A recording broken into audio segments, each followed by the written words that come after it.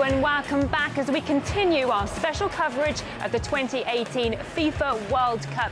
My name is Nikki Aaron. I'm Daniel Hawkins, and today we've got all the latest highlights, goals, yellow cards, everything imaginable from the final games of Group C and D, key games from our rooftop studio here in the heart of Moscow, Red Square, in fact, where there's a bit of a party just off the vision where you can't see, but in front of the Bolshoi, we've got some sort of South American fans, I believe, having a bit of a salsa session. Very unusual sight for Moscow. So much going on, yeah. So much going on. We've got the front row seats, really. It's what might be one of the most beautiful and active sites in Moscow. Absolutely, right, bird's eye view on the football festival. Very happy to be here, very lucky. And of course, we've got all the final standings in Group C after the first 0-0 draw of the tournament as well. France and Denmark, who are through to the last 16 of the 2018 World Cup. As you can see, France went unbeaten with 7 points and Denmark 2 with a win and 2 draws. In the other game, Peru gave their fans something to cheer about with a 2-0 win over Australia. Both countries will be heading home, though, in what has been an intriguing group stage. And great for Peru, of course. They've actually got their first win in the World Cup since 1978. They beat Iran 4-1 all the way back then. So although they are, as we said, going home, at least they do have something to cheer about. Heartbreak for the Socceroos, though. First 0-0 of this championship of 35 games this tournament. Peter Schmeichel was at the game. His son, of course, was in goal. His doppelganger, Schmeichel Jr. had a great game, has to be said. Denmark avoided 4 straight defeats against France. Clean sheet for the goalkeeper. Yeah, both France and Denmark knew a draw was enough, so both those teams will be going through. Will other teams look to play out the results at rest of their players now? Yeah, it's been a key tactic, especially the France game. You saw Pogba sit out, you saw Griezmann taken off at half-time. Similar tactics could be used, of course, by Argentina and Nigeria, but they have all to play for, don't they, to get through, especially after Argentina's, bit of an underwhelming campaign in the group stage, wasn't it? Absolutely. It's been quite crushing for Messi as well. I think a lot of the newspapers and the media are focusing on, the psychological pressure that's going to be on Messi. And we saw him, of course, in his last game before kick-off with his head in his hands. So, yeah, so a lot of eyes will be focused on him as we wait for those games to play out later today.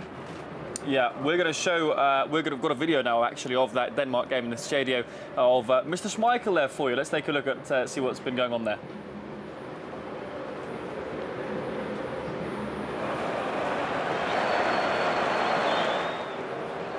There he is, the man himself, Schmeichel Jr. in the stands, and Schmeichel Sr. rather, sorry, in the stands.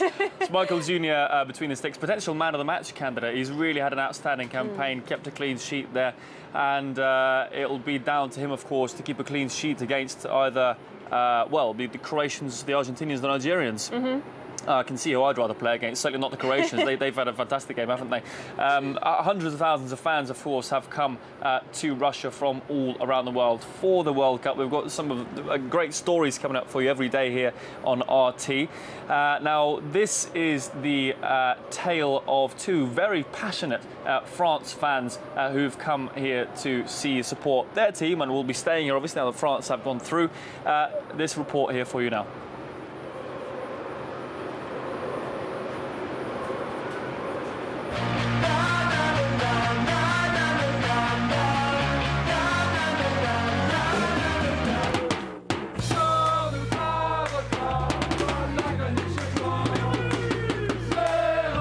Ouais, moi je suis percussionniste, mais c'est un tambour qui a déjà vu quand même beaucoup de pays. Et puis une première pour lui, la Russie, un peu comme moi.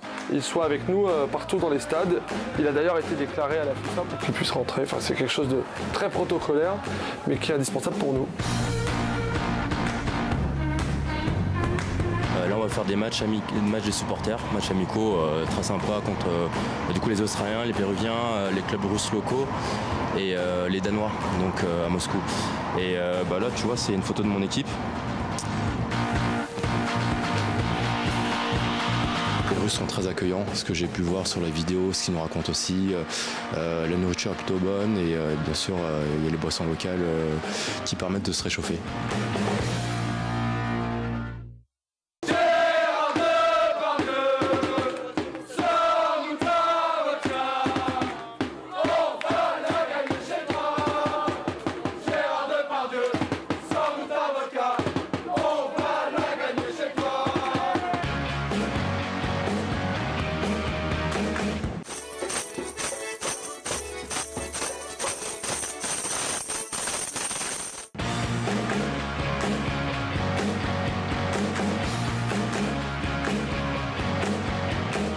mentalité des paysans, c'est-à-dire que parfois nous sommes en Hollande ou en Norvège, parfois on est à Istanbul, parfois on est vraiment... on a l'impression d'être dans des pays, dans des paysages assez américains, c'est vraiment une belle ville. Et c'est très accueillant. Voilà, les Russes sont vraiment sympas avec nous et puis les échanges sont top.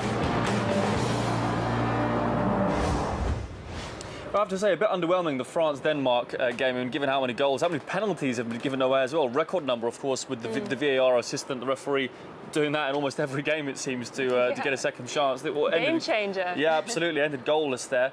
Over in Sochi, a bit south of Moscow, quite a few hours south of Moscow, Peru finally broke their duck after almost 200 minutes of football at the 2018 World Cup. They went on to win 2-0 against Australia. Too late for them, unfortunately, though, but it did, at least, as I said, they did get those 2 goals. We can take a look at them now. First goal taken by Watford player Guerrero Cardillo, across from Guerrero into the area. Right into the box there, volley straight off the right foot, no chance for the keeper. He's had a fantastic season domestically in Watford, and there he's got the first goal of the tournament for his team as well. They went on to get a second goal as well in the second half to break the Socceroo hearts. The man who got the assist, actually, there, Guerrero, who got the second goal, firing into the box there from the left, squaring it off, taking a small deflection and left-footed again into the bottom right-hand corner. Guerrero there, assist turned goal scorer. You can see how passionately the Peru fans are about that, and that's been so inspiring, hasn't it, to see even the fans whose teams have, conceded goals, not played very well, gone home, and they're still so proud of their teams. We saw it in Morocco as well, didn't we, with the Morocco game? Really a passionate tournament this has been so far. We mentioned the Australia fans earlier and how they're out in force, just swarms of them, but Peruvian fans, oh my God, everybody's talking about how many people from Peru have been here for this tournament, and it's just wonderful to see such a good atmosphere between all of the fans as well. Again, with the hugs that we were talking about. Hugs, yeah, don't forget that. A campaign officially sanctioned by FIFA now, of course. Hug your rival. Yeah, hug your rival. Fans who perhaps wouldn't particularly get on and off the pitch. Long-standing rivalries getting together, taking selfies as they're hugging. They're putting hashtag rival hugs with a chance to win tickets to the Cup. World Cup final here in Luzhniki. I wonder if we do that live on air. Maybe we can get a ticket. I'm totally game. Let's see how that goes later on. Yeah, let's do that. Well, the day is far from over. In just under a couple of hours from now, the final games in Group D will get underway. As for the current standings there, Croatia sitting very strongly there, 6 points, as we already mentioned. That puts them comfortably through to the next stage, looking very strong. Didn't start off as favourites. Certainly, I'll put my money on them now to go very, very far. Iceland, Argentina, initially favourites, very underwhelming from both the team and individually from Messi as well, just having 1 point each. Today's action, though, that could change everything. A lot of details. All 3 teams trailing. They still do have a chance of qualifying, unbelievably, even though Croatia have really run away with it there at the top. Nigeria, they've got their 3 points. Bit of a mixed tournament, 2-0 loss to Croatia, finished with a 2-0 win against Iceland. Can they get the win they very much need to go through, facing heavyweights Argentina just a bit later? I really can't wait to see how Argentina perform in this game. Now, Achilles the cat, a Russian psychic feline who's had perfect prediction rate so far with all 3 of the matches in St. Petersburg. He thinks that Messi and co will be heading home. So the Whiskered Whisperer has gone for a Nigeria win in today's match. I don't know if I agree with that, but his predictions have certainly done better than mine so far, so I guess I should concede. And yeah, that's going to be news to the ears of one passionate Nigeria supporter who's come all the way to Russia to back his team. Artiz Isa Ali is in Petersburg watching the football and also catching up with some of the fan reactions there. Ahead of that game between Nigeria and Argentina here in St. Petersburg, I've been speaking to some fans, and in particular, I'm joined by one, Kelechi. He's travelled from the UK actually, but he's a huge Nigerian fan. I suppose we could describe you as a super fan. Well, my brother, if you decide to describe me like that, no problem. I'm happy to be here. I'm happy to be in Russia. The World Cup has kicked off very well, and you can see football brings people together.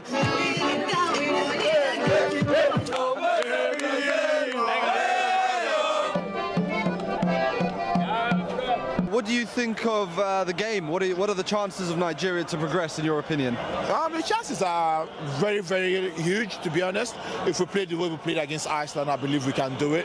We can't be afraid of Lionel Messi or whoever. You know, just go there, play our game. We beat Argentina before in a friendly earlier in the year. So why not? We can do it again. What is the significance of this? Well, this is we'll call the staff. I have different ones. Like the one I took the Argentina game is white and has a mirror on it. You know, just easy to bless the man them. You understand? That they can go and perform and play very well. Blessing you. We score goals. We score a hat-trick. It's not fetish. It's not fetish. It's just for blessing. It's carried by title holders in Nigeria, Chiefs and all that. Another game we're looking forward to this Tuesday is between World Cup debutants Iceland and unbeaten Croatia this tournament. It's going to be a fantastic game, isn't it? It is, and you know, Iceland, they're very multi-talented as well, aren't they? Yeah, absolutely. The manager's actually a dentist, I believe, isn't he? He said he's always going to be a dentist, even though he's had these amazing football achievements, the debut of Iceland in the World Cup. And the goalkeeper, I think he's a film director, actually. And he's got time off to actually come and play at the World Cup. Maybe we can come and get him to work on our teeth after this film. Yeah.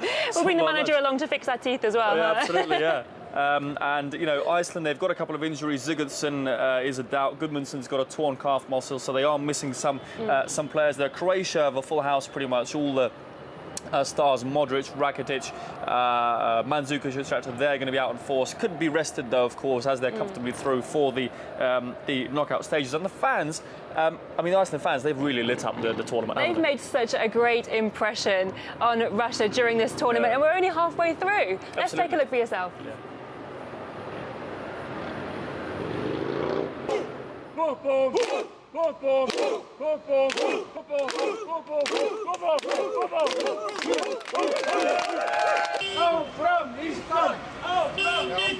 Ísland inn í HM, HM, HM.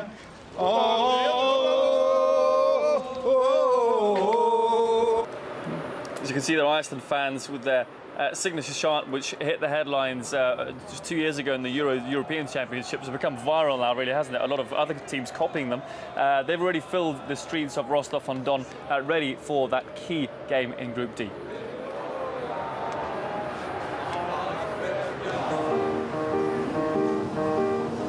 Now, with 11 cities hosting cup matches at this tournament, fans are finding themselves crisscrossing the country to try and keep up with their team. And today, it's our turn. We're travelling from the Black Sea here all the way up to Rostov in the north, and that's something like 400 kilometres away. I'm also told it's going to take us 16 hours. In footballing terms, that's the equivalent of watching 10 matches back to back. Although the good news is this ticket is only costing us $40. And this is what you get for your money. You get a 4-berth cabin in here, so you get 4 bunk beds, 2 on the bottom, 2 on the top. Down at the end of the corridor, you have your toilet, just a normal toilet. Smells okay so far. And my favourite bit at the top here, you actually get a coal boiler. This is powered by coal, and you can make yourself a cup of tea.